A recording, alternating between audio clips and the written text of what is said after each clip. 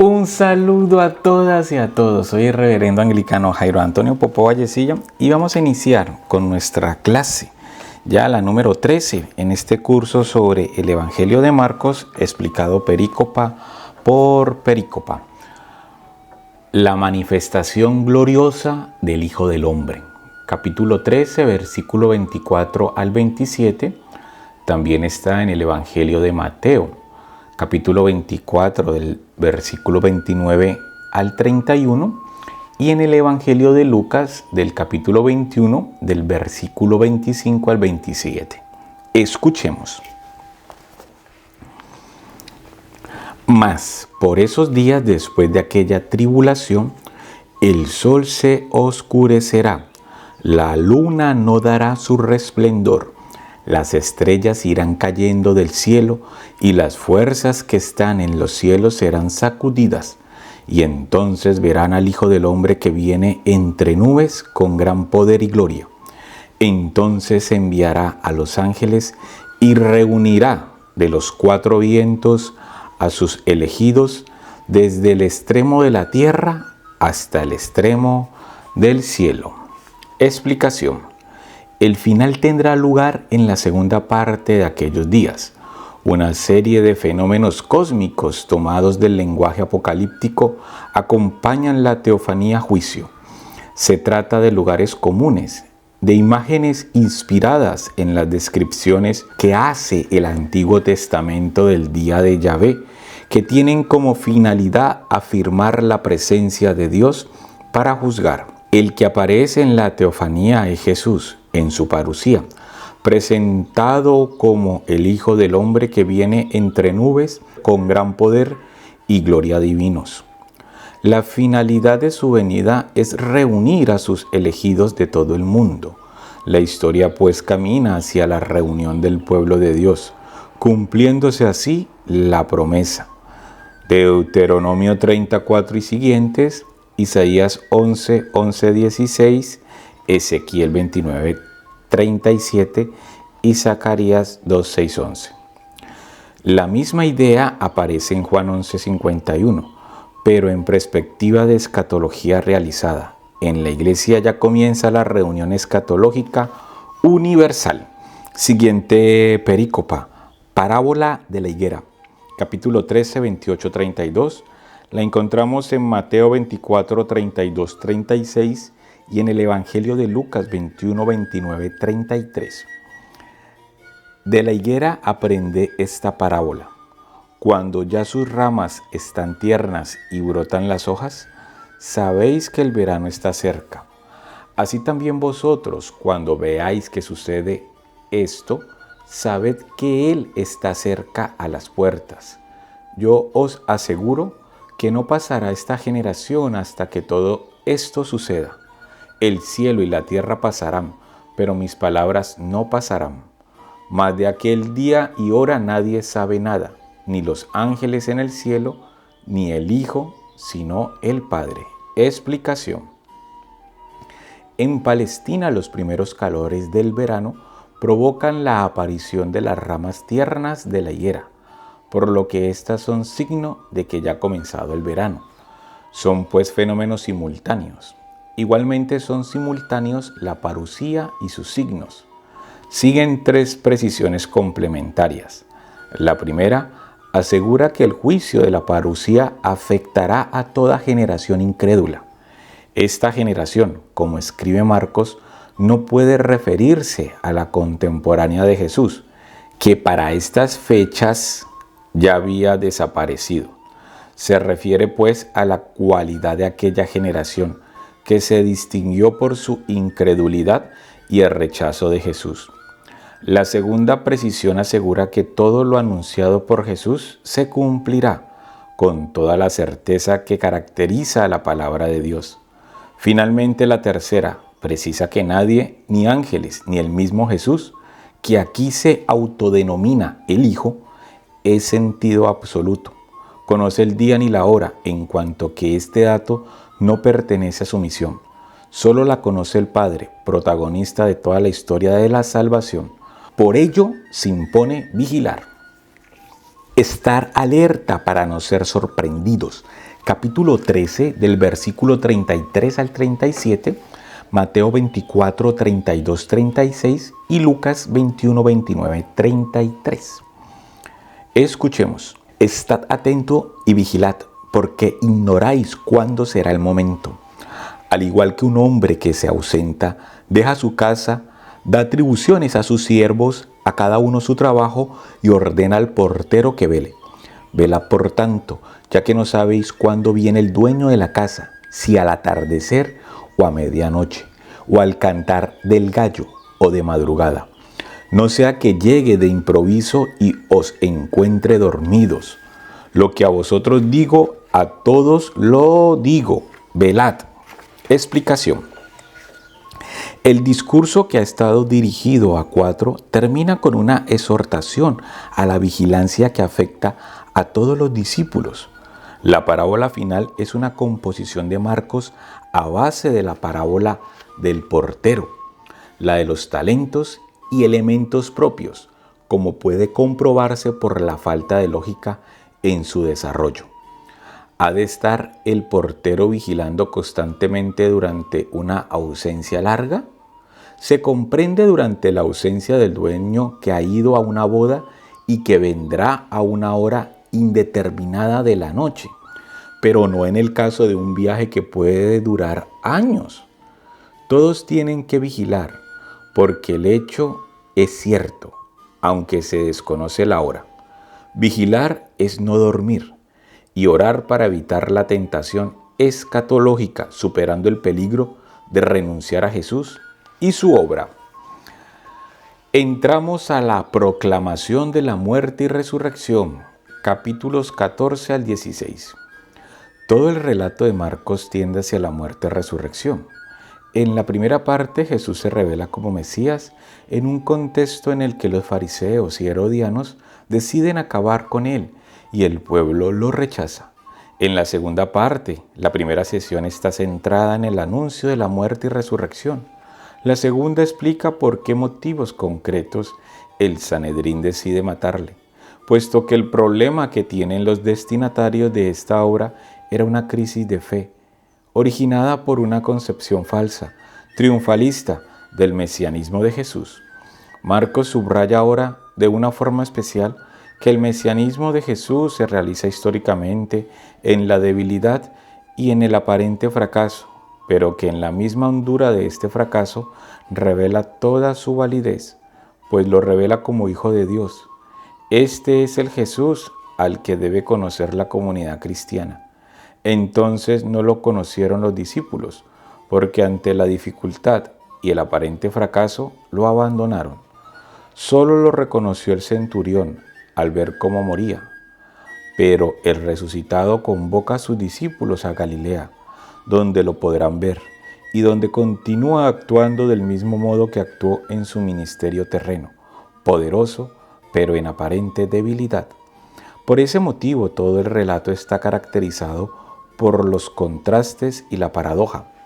Marcos presenta la revelación del Hijo de Dios, subrayando su debilidad, su angustia, su soledad y el abandono y traición de sus discípulos, las burlas de los testigos y todo ello sin explicaciones. Da todo el relato un tono de proclamación, la proclamación del fracaso aparente de Jesús, pero un fracaso que desde la fe es revelador y fuente de vida. Por ello opone constantemente experiencia histórica y visión de fe. Pasión y muerte, preparación próxima. Conspiración contra Jesús, capítulo 14, del 1 al 2, Mateo 26, 2, 5, Lucas 22, 1, 2. Escuchemos. Faltaban 2 días para la Pascua y los ácimos. Los sumos sacerdotes y los escribas buscaban cómo prenderle, con engaño y matarle, pues decían: durante la fiesta no sea que haya alboroto del pueblo. Explicación. La introducción del relato sitúa al lector cronológicamente 2 días antes de la fiesta de Pascua y presenta las malas disposiciones de los sanedritas, representados aquí por pontífices y escribas. Estaban una y otra vez haciendo planes para apoderarse de Jesús con engaño, para matarle, pero quieren hacerlo después de las fiestas, para evitar tumultos populares. Siguiente perícopa, unción en Betania, capítulo 14, versículo 3-9, está en Mateo 26, 6-13 y en Juan 12, 1-8. Escuchemos. Estando él en Betania, en casa de Simón el leproso, recostado a la mesa, vino una mujer que traía un frasco de alabastro con perfume puro de nardo, de mucho precio. Quebró el frasco y lo derramó sobre su cabeza. Había algunos que se decían entre sí indignados: ¿para qué este despilfarro de perfume? Se podía haber vendido este perfume por más de 300 denarios y habérselo dado a los pobres. Y refunfuñaban contra ella. Mas Jesús dijo: dejadla, ¿por qué la molestáis? Ha hecho una obra buena en mí, porque pobres tendréis siempre con vosotros y podréis hacerles bien cuando queráis, pero a mí no me tendréis siempre. Ha hecho lo que ha podido, se ha anticipado a embalsamar mi cuerpo para la sepultura. Yo os aseguro, donde quiera que se proclame el Evangelio en el mundo entero, se hablará también de lo que ésta ha hecho para memoria suya. Explicación. La postura generosa de la mujer contrasta con la mala voluntad de los pontífices y escribas y con la de Judas. Al igual que Juan 12:3, Marcos concreta que se trataba de perfume de nardo para subrayar la calidad del perfume. Se trata del extracto de una planta aromática de la India. La mujer quiebra el frasco para derramarlo más abundantemente y más deprisa. Como gesto de afectuosa prodigalidad, Jesús aparece como conocedor de su destino mortal, que acepta libremente. Por ello, a pesar de las críticas, acepta la unción de la mujer como unción de su cadáver, invitando a los presentes a no contraponer esta acción con el cuidado a los pobres. Por ello ordena que esta acción se incluya en la proclamación del Evangelio. La comunidad deberá venerar a Jesús y a los pobres. Siguiente perícopa. Traición de Judas 14:10-11, Mateo 26:14-16 y Lucas 23:3-6. Escuchemos. Entonces Judas Iscariote, uno de los 12, se fue donde los sumos sacerdotes para entregárselo. Al oírlo ellos se alegraron y prometieron darle dinero, y él andaba buscando cómo le entregaría en momento oportuno. Explicación. Breve noticia que prepara 14:17 y siguientes y 14:43 y siguientes. El relato subraya la alegría de los pontífices y el hecho de que Judas fuera uno de los 12, es decir, uno del grupo llamado por Jesús a la intimidad. Es el que lo traiciona y busca oportunidad para entregarlo.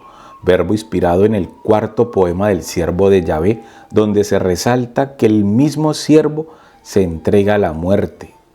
Véase Isaías 53:12. La entrega va a consistir en avisar a los pontífices cuando Jesús se encuentre en un lugar solitario, donde lo puedan prender sin peligro de tumulto popular. Siguiente perícopa. Preparativos para la cena pascual. 14:12-6, Mateo 26:17-19, Lucas 22:7-13.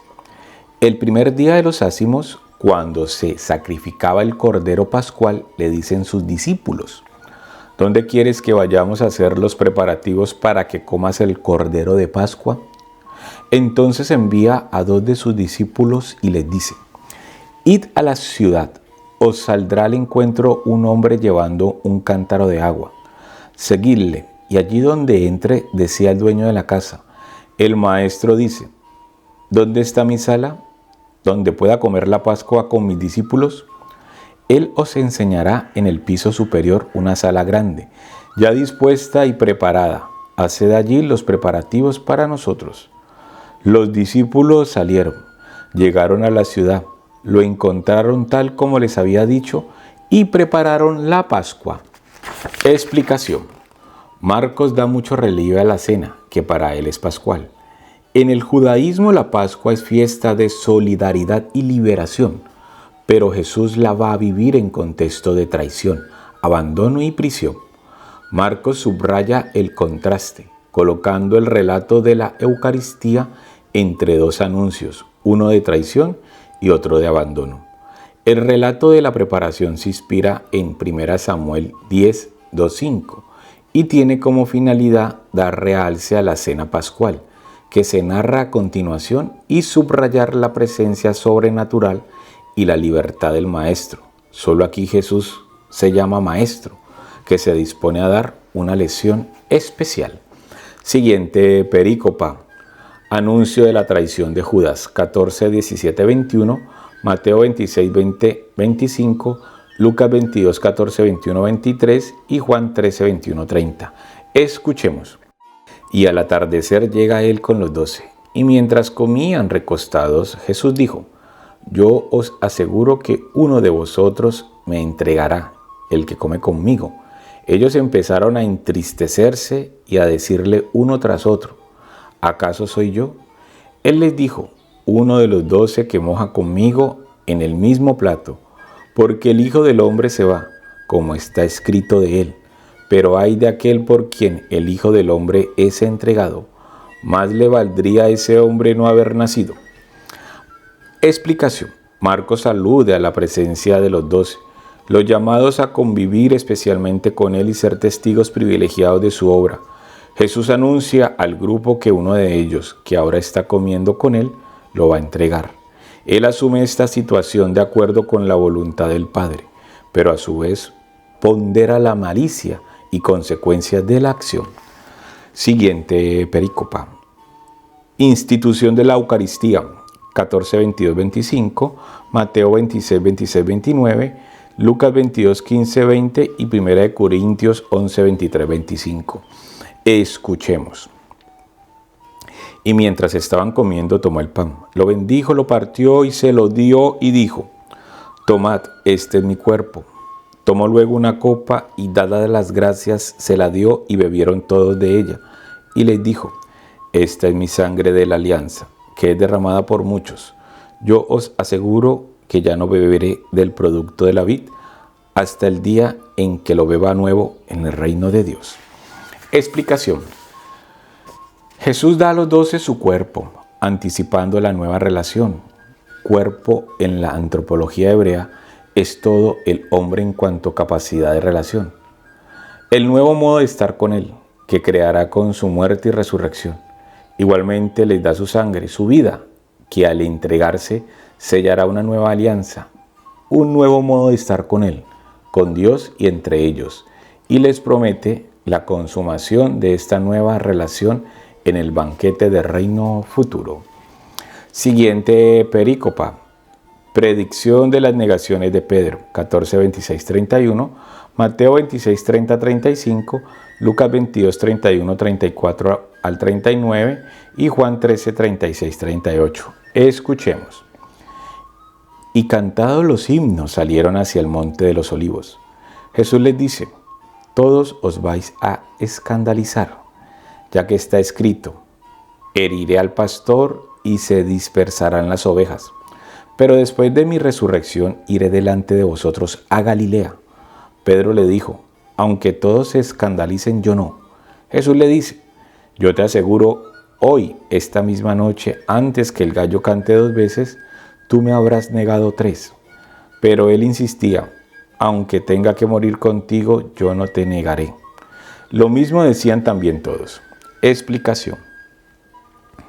Después de cantar los salmos con los que termina la gran cena pascual, veamos esto en Salmos 15 y en Salmo 115 y Salmo 118, de camino al huerto de Getsemaní, Jesús anuncia el abandono general de acuerdo con el plan de Dios consignado en la Escritura, Zacarías 3:17, por lo que deberá culminar solo su camino. Los 12, llamados a estar con él y acompañarle en su camino, huirán, fracasando así en su vocación. Pedro, a pesar de sus protestas, llegará incluso a negarle, pero Marcos subraya que queda aún una esperanza. Después de resucitar, Jesús los convocará a un nuevo encuentro en Galilea, donde reconstruirá el grupo de discípulos.